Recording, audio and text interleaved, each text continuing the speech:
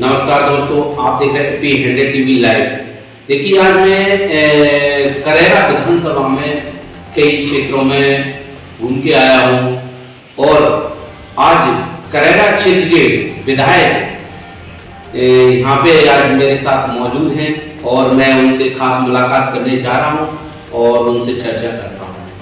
नमस्कार।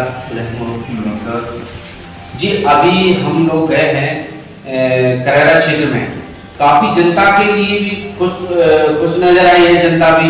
पहले आपका पूरा परिचय दे विधायक। मैं राजीलाल जाटव जी, मैं ऐसे ग्राम वासी हूँ, ग्राम रामनगर का है जी, यहाँ का निवासी हूँ, जिला शिवपुरी मध्य प्रदेश। तो काफी कल मैंने जो पंचायतें देखी हैं उसमें से कई ग्रामीणों ने कहा है कि विधायक बहुत अच्छे हैं, अच्छा काम कर रहे हैं। उनको क्या संदेश देना चाहोगे आप आपकी तरफ से? देखो, आदरणीय हमारे नेता कमलनाथ जी ने जी, देवेश सिंह जी ने, राजा साहब ने हमको आशीर्वाद दिया जी, उसके द्वारा मुझे जनता ने आशीर्वाद दिया और उनका मैं ऋणी हूँ और उनके बीच में रहता हूँ। दुख में सुख में मैं जहाँ मेरे लिए रात हो चाहे दिन हो, मैं कभी उस पर्पस से नहीं रहता कि मैं VIP के रूप में रहता, मैं एक सेवक के रूप में रहता। जाना है उनकी कोई दुखी है, जो सुखी है दुखी, जहाँ उनके उसमें पहुँचता हूँ तो उनके बीच में रहता हूँ। इसलिए वो लोग मुझे लाइक करते हैं और उन लोगों ने मुझे 4 बार चुनाव लाया, 4 बार चुनाव लाया उन्होंने मुझे, और ऐसा आशीर्वाद दिया भी कि मुझे अच्छा जिताया। पूरी सरकार लगी थी और मैं तो गरीब आदमी था, मेरे पास कुछ था नहीं, लेकिन मेरी जनता सब कुछ है, वही मेरे पैसा है, वो सब कुछ, और उन्हीं के बीच में रहता हूँ। उनको अच्छा लगे मुझे जिताएंगे, उनको अच्छा लगे उन्हीं के ऊपर। तो आप कब से ये विधायक के रूप में कब से आप चयनित हुए हैं? मैं भी जो चुनाव में जीता था जी, तो जब से मैं पहले तो मैं 2-3 इलेक्शन में हार गया था जी, बसपा से था। जैसे मैं कांग्रेस में आया जी, सारे लोगों ने मुझे मन से, तन से और धन से साथ दिया और मुझे यहाँ का मिला। तो यहाँ की जनता भी कह रही है कि अच्छा कार्य हो रहा है। जो बीजेपी की सरकार थी उस टाइम पे कुछ कार्य ऐसे रह जाते तो अभी भी यही चल रहा है, उसके बारे में क्या कहोगे? देखो, बीजेपी ने तो झूठ बोला है और लोगों को झूठ बोलने से उनको गुमराह किया है।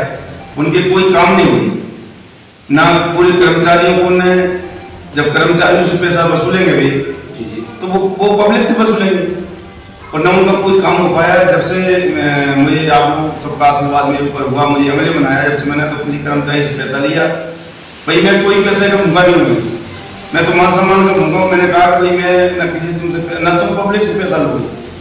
उनके जो भी है, किसी का नामांतरण हुआ था, किसी की रोड है, छोटी छोटी पुलियाँ हैं, किसी का कहीं हैंडपम्प लगना था, ये मैंने जो मेरे से बना 2-2.5 वर्ष में मैंने किया और आज निरंतर कर रहा हूँ।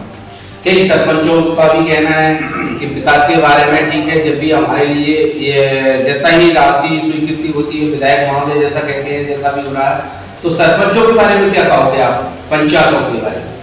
मैंने जहाँ जो जरूरत काम थे, जैसे कहीं CC होना है जी, कहीं पुलियाँ टूटी पड़ी हैं, कहीं रोड खराब है, वहाँ मैंने उनको पैसा दिया है और मैंने उस पर्पज से दिया कि मुझे कुछ मैंने नहीं, भाई तुम तो इनको लोगों को सुख सुविधाएं पहुँची और आप जो मेरे जो ऊपर से राशि आती है आप दे जाइए खुशी और लोगों को खुशी करो, ये मैंने उस पर्पज से पैसा दिया।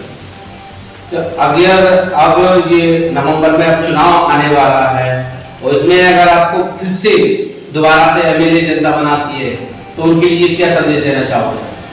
मैं तो उनके अभी जो मैंने जो काम किए हैं और फिर बढ़ के काम करूंगा और जितनी भी जो भी समस्या होंगी वो पूरी समस्या हल करने का काम करूंगा मैं, और आज भी लगाऊं और निरंतर लगाऊंगा।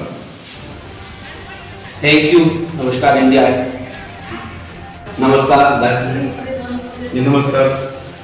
मैं आपके जीवन परिचय के बारे में जानकारी लेना चाह रहा हूँ, उसके बारे में बताएं।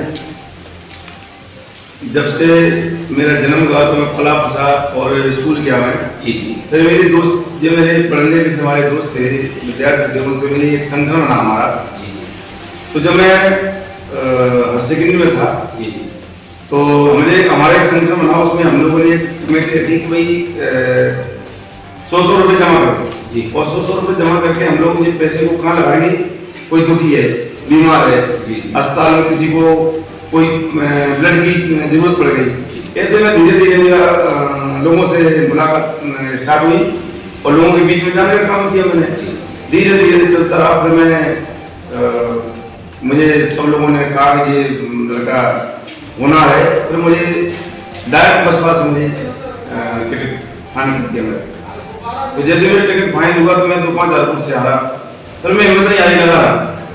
इसके बाद में फिर दूसरी बार फिर चुनाव लड़ा मैं, फिर उसमें भी 7,000 से हारा जी। फिर इसके बाद में फिर मैं तीसरी बार चुनाव लड़ा तो उसमें 10,000 से हारा। अब की बार ऐसा आशीर्वाद रहा कि मुझे 96,000 वोट मिले और मैं 40,000 से जीता। आपको जनता का इतने स्नेह और प्यार मिला, आप 40,000 से विजय श्री प्राप्त हुए हैं, तो आपको कितनी खुशी और कितनी वो आई होगी, उसके बारे में बताएं। मैं तो मुझे ये लगता है कि मैं धन्य हो गया और उन्हीं का आशीर्वाद, मुझे जनता का आशीर्वाद मिला और आज उनके आशीर्वाद मिल रहा है। ऐसी उम्मीद आपने सोची थी कभी कि मैं ये पद लूंगा, ये करूंगा, ऐसा कभी मन में विचार? मुझे तो एक जुनून था कि मैं जब तक जी जब तक लोगों की सेवा करूं और उनका मुझे आशीर्वाद मिलता रहा। मैंने कहा भाई प्रागीरा हिम्मत मत करना, हम तुम्हारे साथ हैं और तुम्हारी जब तक हम भी लड़ाई लड़ेंगे जब तक तुम चुनाव नहीं जीतेंगे। तो उन्हीं का आशीर्वाद मेरे ऊपर था। तो लगातार आप जनता के हित में काम करते आ रहे हैं और कर रहे हैं, तो जनता भी आपसे कुछ दिख गई होगी और कई काम है जो सोच रही है के बारे में सुना है, उसके बारे में मैंने जैसे ही चुनाव जीता, जैसे मैंने क्वेश्चन लगाया विधानसभा में, वहाँ मैं अपनी बात रखी। मैंने दिल्ली भी लेटर भेजा अपना, तो मेरा सभी के आशीर्वाद से क्षेत्र में मैंने कहा कि यदि तुम सोच रही है हटेगी तो मैं जब आंदोलन करूंगा और यहाँ से दिल्ली तक पैदल जाऊंगा। यहाँ पूरे क्षेत्र के लोग जाएंगे तो सब लोगों का ऐसा बोला कि सोच रही हट गई कि ये रोड है कैला से लेकर भद्रवाह तक रोड जो पूरे जर्जर पड़ा था। तो लोगों की च्वाइस थी कि जब तक हमारा प्राइवेट जीतेंगे ये रोड करा सकते हैं और कोई नहीं करा सकता। इसको रोड को भी कराया मैंने। इसके बाद में कोरोना में भी सब किया मैंने, ध्यान से लगा, हमने पैसा भी खर्च किया, लोगों को इधर उधर ले जाने का काम किया, उनकी स्वास्थ्य की कामना की मैंने, गोली दवाइयाँ मैंने फ्री दी लोगों को, बंटवाई मैंने। इसके बाद में हमारे क्षेत्र में बाढ़ आ गई तो उसमें मैं 24 घंटे ऐसे खड़ा रहा। मैंने भी नहीं खाने का, पेड़ों में टंगे थे लोग, जब तक उनको मैंने नीचे नहीं उतार लिया जब तक मैंने भी खाने थे। ऐसे लोगों के बीच में मैं आज भी हूँ और बना रहूंगा जब तक मैं जीऊंगा, जब तक उनकी सेवा में। Thank you.